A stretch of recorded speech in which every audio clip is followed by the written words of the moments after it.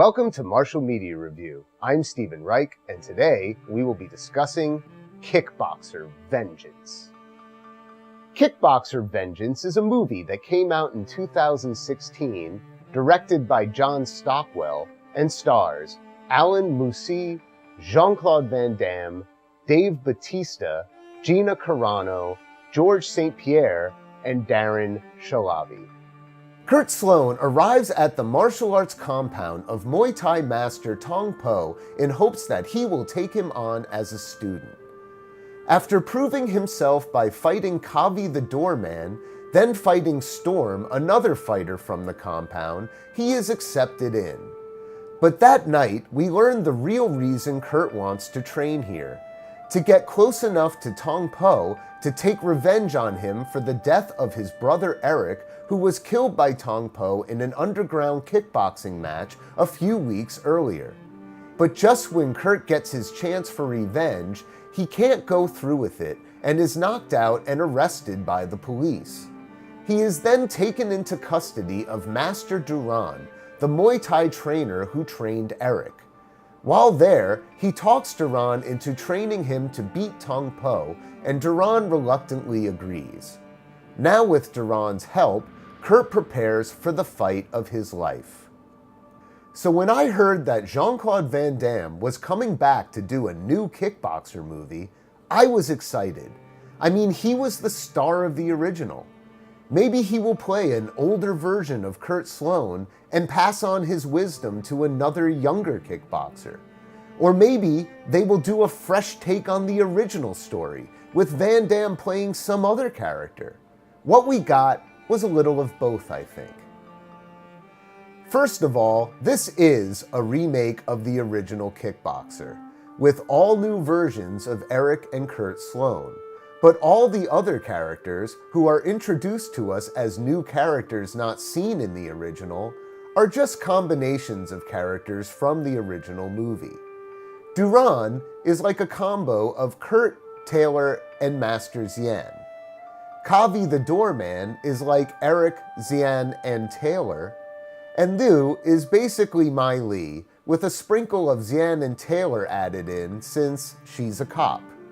Now, while I appreciate that they are trying to tell an updated new version of the story, if they make a change that doesn't improve on the original, what's the point? Although I really liked many of the fight scenes, the story felt thrown together in a way where certain things just sort of happen because the story needs to move forward, so they happen. And you never really get to know the characters that well, so you don't really care what happens to them. I don't think I can go any further without making direct comparisons to the original 1989 Kickboxer. If you haven't yet seen these movies, you may want to come back after you have, because from this point on, there will be spoilers. I think the original 1989 Kickboxer is much better than Kickboxer Vengeance. The original had a much better version of the story.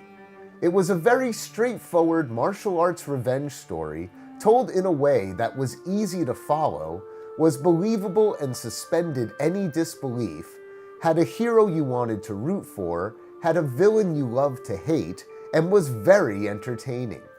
Vengeance, on the other hand, was bland, disjointed, and rushed. I don't understand why they introduced Tong Po to us as this king-like person with his disciples all around him. A very tough-looking fighter, one that will kill you in the ring if he has to, but not evil. I don't think this is due to Dave Bautista's performance. That was fine. Rather that the character was simply written like that. Tong Po in the original had more crazy evil going on, who would rather paralyze you than kill you, not to mention all the raping and kidnapping. And the original Tong Po's fight was mainstream, not some underground circuit. I mean, why would a world champion think he could do better in an underground fight circuit in Thailand? Then there's Van Damme's character Duran. To be fair, the dialogue in this movie was not great, so it may not have been his fault. But maybe if Duran showed some emotion for the loss of Eric, I might have cared about him more. Instead, he was kind of a dick. I think they missed a golden opportunity to cast Van Damme as an updated version of Taylor from the original. He would have made a great guide through Thailand. Plus, Taylor was ex-Special Forces, a role Van Damme would have crushed. They would of course have to cast someone else to be the Xian character, but I would have been fine with that. Liu as Kurt's love interest felt very forced compared to the romance of Mai Li and Kurt from the original. Granted, Sarah Malakal Lane is very easy to look at, her character is barely necessary. Everything about her is designed to move the plot along, even if some of those things don't make sense. Mai Li was a simple character, with a small part to play, but still much better than Liu. And then there are the characters that didn't really need to be there.